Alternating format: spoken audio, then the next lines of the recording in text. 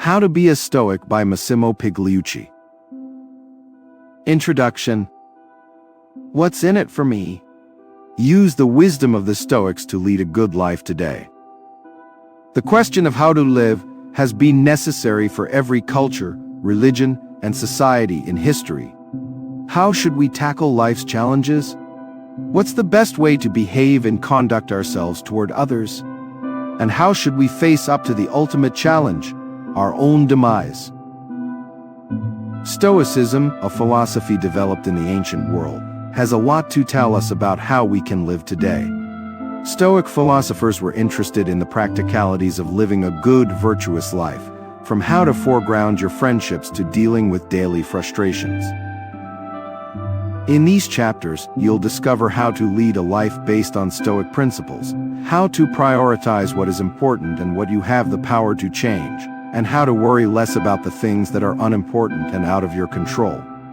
You'll get practical tips from ancient philosophers and see how role models can inspire you to a better life.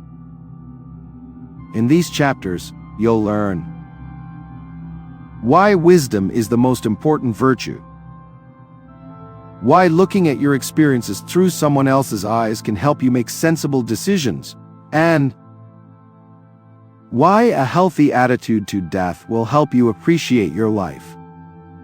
Chapter 1, OF8. Stoicism offers a practical and sensible guide to tackling life's problems and challenges. Throughout history, religious leaders, scientists, and philosophers have tried to answer the question, how can we live a good life?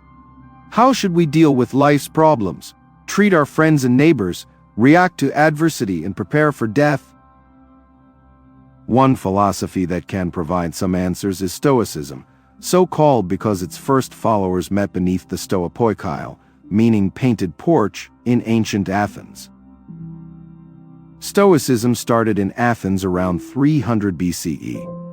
It thrived, and in 155 BCE spread to Rome, when key Stoic philosophers were sent there as ambassadors. It developed in Rome to such an extent that Marcus Aurelius, a Roman emperor in the 2nd century CE, was himself a Stoic philosopher. Stoicism, however, is often misunderstood. When we say someone is stoical, we imply they are rather passive, tolerating what comes to them without question or emotion. But in reality, Stoicism is not at all passive, and it is not about suppressing emotion. It is about what we can do to lead a good life. It concerns itself with 3 disciplines. Firstly, that of desire, or what we should and should not aim for. Secondly, action, or how we should behave. And thirdly, assent, how we should react to situations. This might sound a little theoretical, but for the ancient Stoics, their philosophy was explicitly practical. Marcus Aurelius, the emperor-philosopher, wrote his most famous work, Meditations, as a personal guide for his own self-improvement.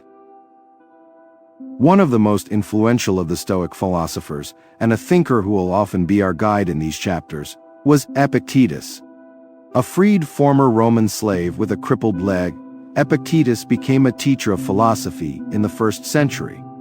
His thinking is recorded in the work called Enchiridion, meaning handbook, which gives us a clue about his practical outlook. As we will see, Epictetus' discourses were focused not just on the theory of what makes for a good life, but on practical considerations for the day-to-day. Let's dive in and take a look at one of the key Stoic principles. Chapter 2, OF8. Not everything is within our control. Focus on what you can influence and don't worry about the rest. From the nervous flyer, fretting about turbulence, to dieters unable to shift those stubborn last few pounds, many of us expend energy on things we cannot change. Thankfully, Stoicism has advice for us. A central principle of Stoicism is the dichotomy of control. That means, as Epictetus taught, that we must make the most of what we can control and accept what isn't in our power to change. This sentiment is widely known, but less widely followed. What is in the power or control of the nervous flyer? What can he do to prevent an in-air catastrophe? A little.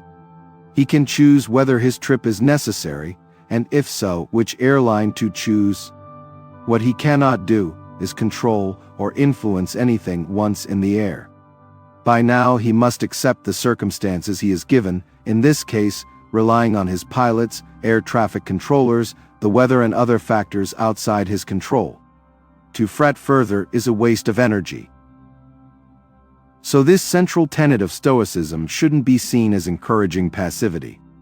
Rather, it provides powerful instruction to focus on the things you can influence.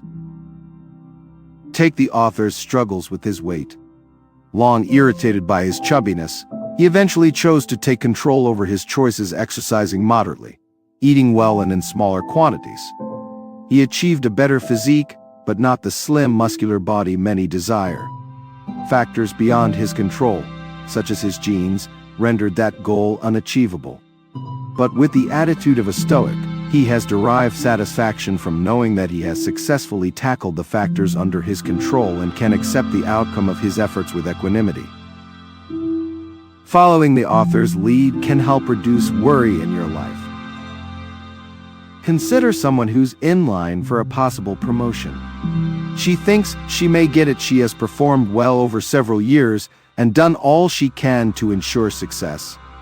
But she continues to agonize about the office politics that could get in the way, or colleagues who may provide competition.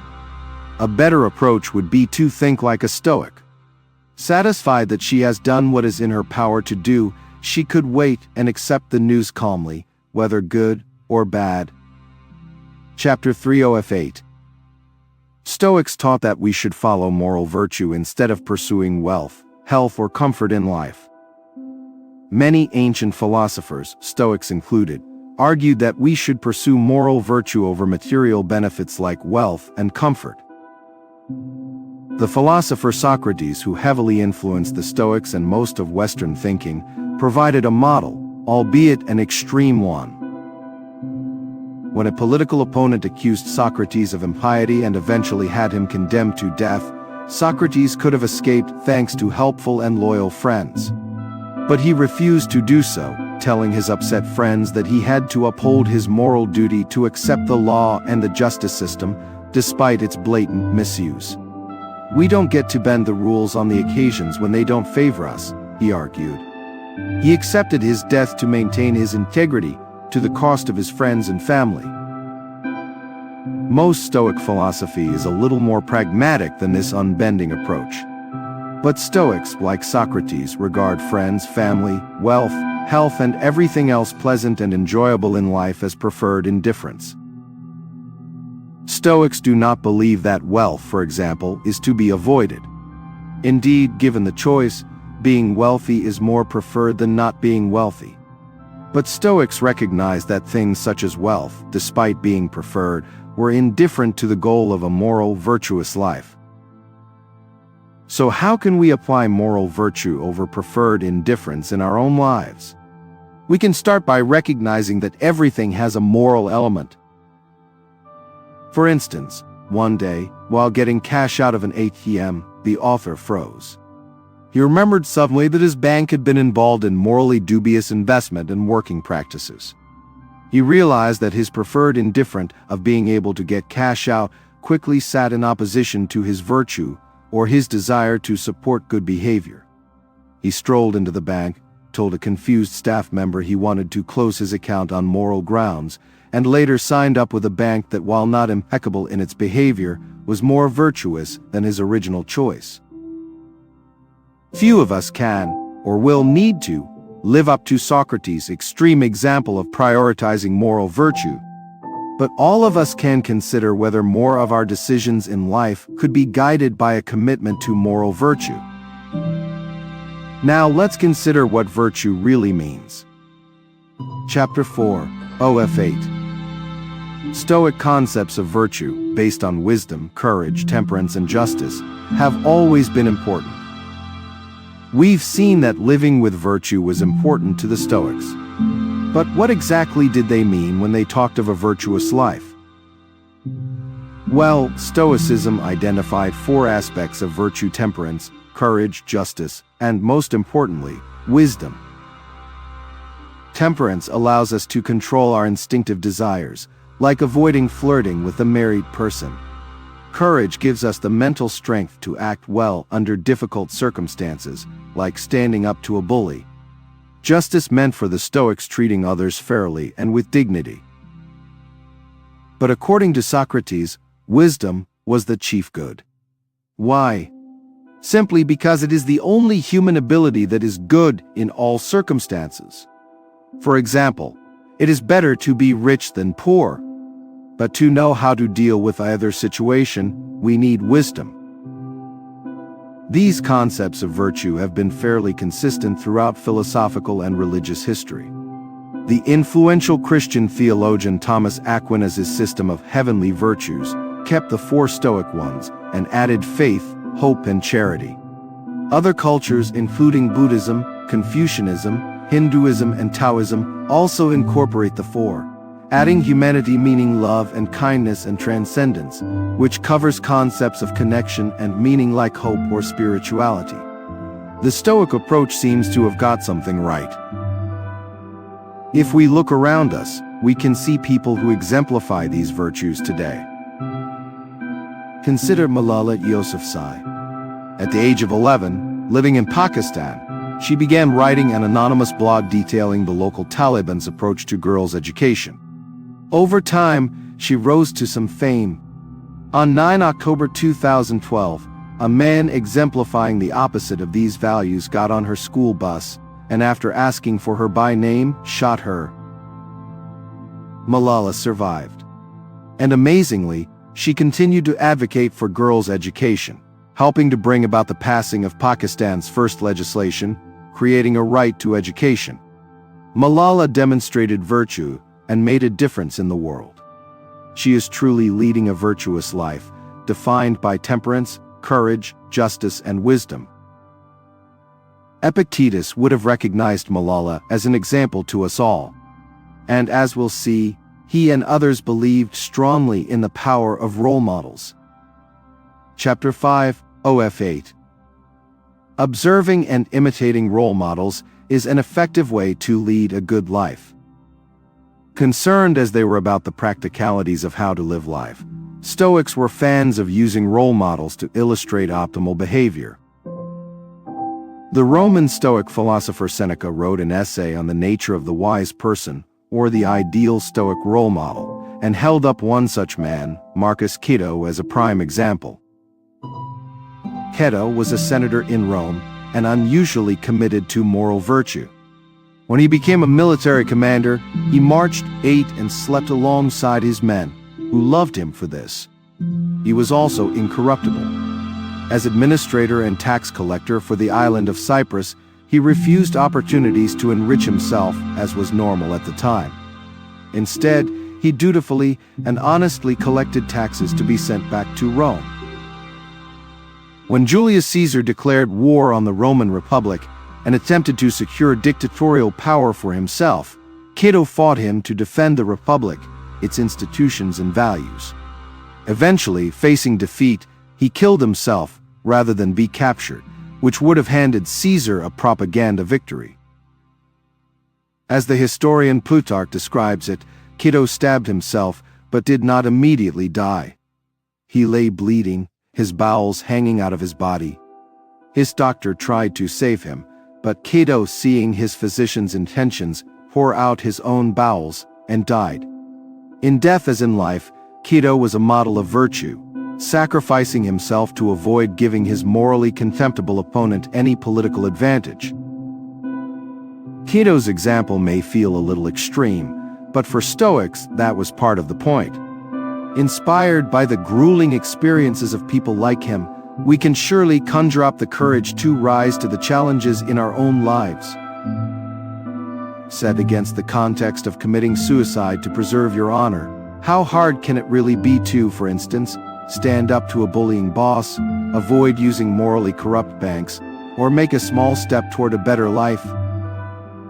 Reflecting on the example of role models can help us all lead our lives with just a little more virtue. Chapter 6, OF8. Stoicism can empower your attitude toward death. Few of us are as willing to face death as Cato. Indeed, many of us have a nagging fear of death. It is understandably troubling to consider the reality that one day, your consciousness will no longer exist. Epictetus did not share these fears.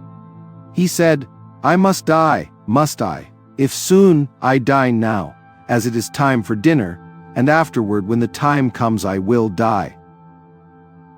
We can learn from the calm and considered way in which Stoics thought about death. Epictetus asked us to consider wheat. Why does wheat grow, he asked. Is it not simply so that it can ripen and later be harvested?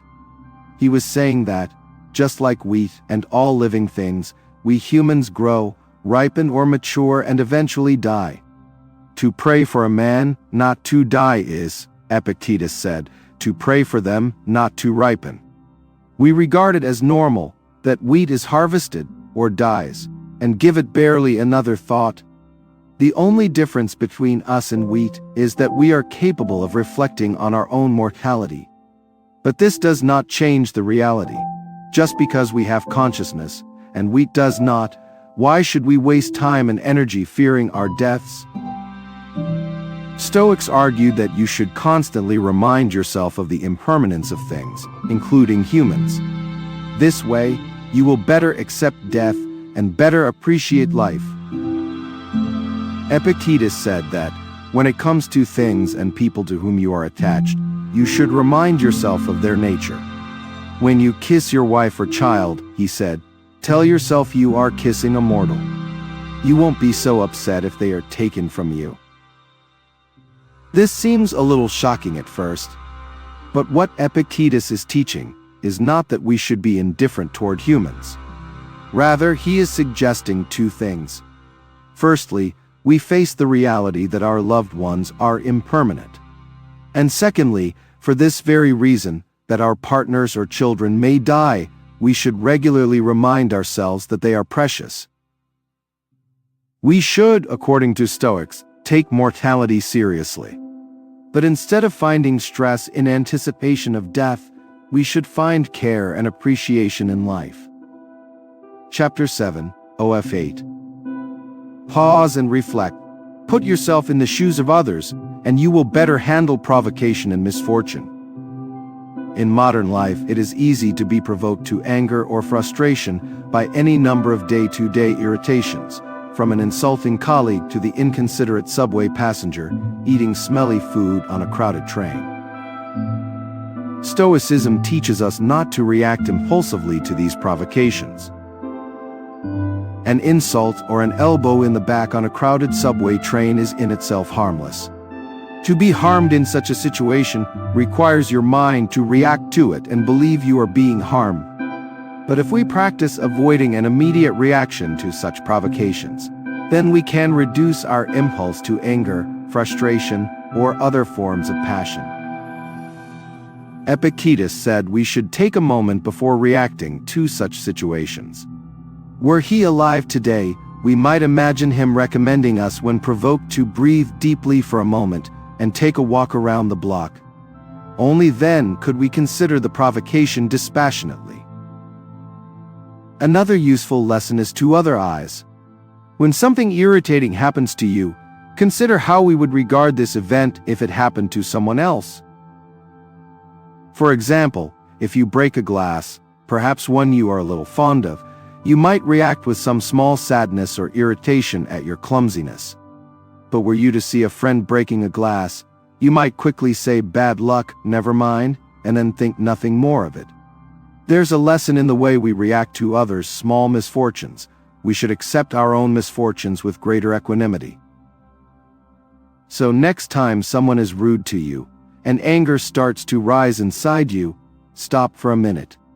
Reflect on your situation and put it in the context of others' misfortunes, and you may find you can remain calmer amid the misfortunes of life. Chapter 8, OF 8. Take care to invest in truly good friendships and in good conversation for a better life. How many true friends do you have? In an age of social media connectedness, it can seem that the word friend is somewhat vague. Ancient Greeks were lucky enough to have a richer vocabulary than we do, and the philosopher Aristotle talked of 3 types of friends, only one of which the Stoics regarded as important. Firstly, friendships of utility, which means relationships based on mutual advantage. Think of yourself and your favorite hairdresser. They are not a friend as such, but you get along, chat about your lives, and of course you both benefit from the relationship. Secondly, friendship of pleasure. Consider your drinking friends, the girls you play soccer with. We call them friends, but the relationship doesn't have to be particularly deep, it just has to bring some pleasure in the here and now. Thirdly, friendship of the good. Today, we might call friends in this category our true or closest friends, the people with whom we find an affinity and personality that doesn't require a business relationship or a mutual hobby for support. Stoics would argue that only the friendships of the good deserve to be really called friendships. They would not deny the importance of the others, but class them as preferred indifference, perfectly reasonable things to have, but less important than the virtuous aspects of your life. Stoics also had advice for being with your friends. You should, Epictetus argued, speak less about gladiators, sports and foods, and more about the important things in life. Well, we don't talk much about gladiators today, but we do spend a lot of time talking about sports stars, actors, and other celebrities. For Epictetus, such subjects were banal and empty. It may be easier to chat about Beyoncé's latest album than, say, the pursuit of a good life. But Stoics weren't much concerned with what was easy, preferring what was rewarding and virtuous. So give it a try. Occasionally, over dinner or drinks, strike up a conversation about a more challenging topic, perhaps based on something you've read that might interest your friends. Over time, you might find your dinner parties and friendships more rewarding. Conclusion. Final summary. The key message in these chapters. Stoicism can guide us toward a better life. It is not necessarily easy, nothing that prioritizes moral virtue is. But in accepting what we can and cannot control, focusing on behaving with virtue, and by reflecting carefully on our emotions and experiences, we can make better decisions and live a more virtuous life. If you like these bite-sized audiobook summaries, do subscribe us for more.